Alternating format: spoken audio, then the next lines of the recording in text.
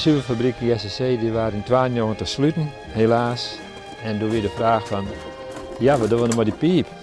En toen hebben we dus gevraagd, wat willen de mensen? Nou, de meerderheid hield weer voor het behoud van de piep. Dus als monument voor de toekomst willen we dit behouden. De boppenkant die wordt weer goed opgeknapt. En dan kunnen we weer 10, 20 jaar kunnen we weer vooruit. En dan zit die piep weer als een, ja, hoe zie je dat? Ja, dat weet ik eigenlijk net. Nee, als een piep. Ben je er wel eens op West? Ja, nee, ik moet het maar net mee doen. En het wordt ik de druk te boppen, want die cameraman die moet naar boven komen, Ja, die zou er al zitten. Daar had hij al zin in, hè? Ja, ik zag het. Hij John dat weet. zit nog een beetje te kniepen, moet ik geloven, maar het komt vers goed. En dan moet hier nog wat in. Ja, dat die camera wat rechter komt.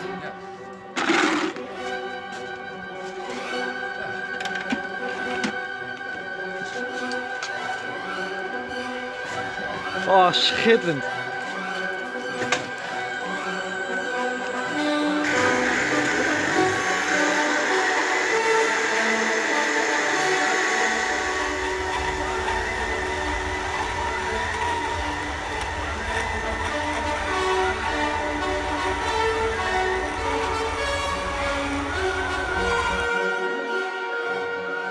Nou ja, hij is boven.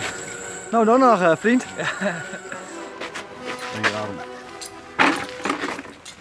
Hoe is het maar in Hechtenvrees? Ja, Ja, dat Ruud? weet ik eigenlijk net zo goed. Volgens mij valt het wel daar, maar 30 meter is best heeg op zich. Zit ie goed, jongen?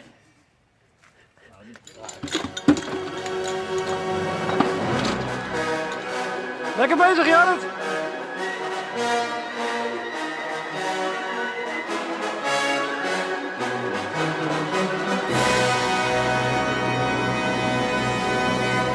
Nou, we zijn de kop aan het metselen.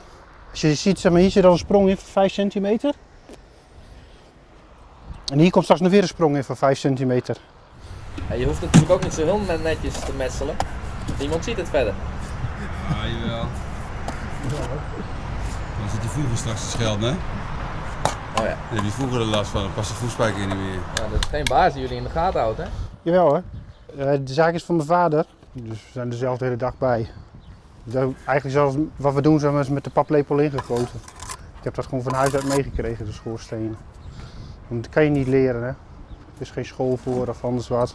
Dus dan moet je gewoon door doen, zeg maar, moet je die ervaring opdoen. En als je nou een leuk vrouwtje nafluit, ze heeft natuurlijk geen idee wie er aan het fluiten was. Ja, jawel hoor. En vorige keer een vrouw gehad, die fietste er voorbij. Die zwaaide, was ik net aan het verstijgen, die flikkerde van de fiets af. Ja, ik kan wel lachen, dat is niet leuk hoor. En ik schrok natuurlijk, ik zei, ik zit vast. Oh ja, dat is wel even begeleiding erop zeggen. Dus die flikkerde er gewoon, dus die lag helemaal vast naar de fiets. En dan de overbuurman, die zat natuurlijk op zijn stoel, die zag wat gebeurt. Ik denk, nou, ik zeg, ik zit vast, maar beneden is het ook niet zo echt veilig. Duimpje omhoog deze, dat goed was. Ik denk, phew. En ik denk, nou gelukkig hebben we dat ook weer gehad. Jongen. Ja, nee. Vroeger heb ik dat 1 keer gedaan, dan heb ik naar beneden geschreeuwd, hé, hey, lekker wijf. Een mooi blonde haar had ze, een mooi zwart leren jekje had ze aan, zijn leren broek.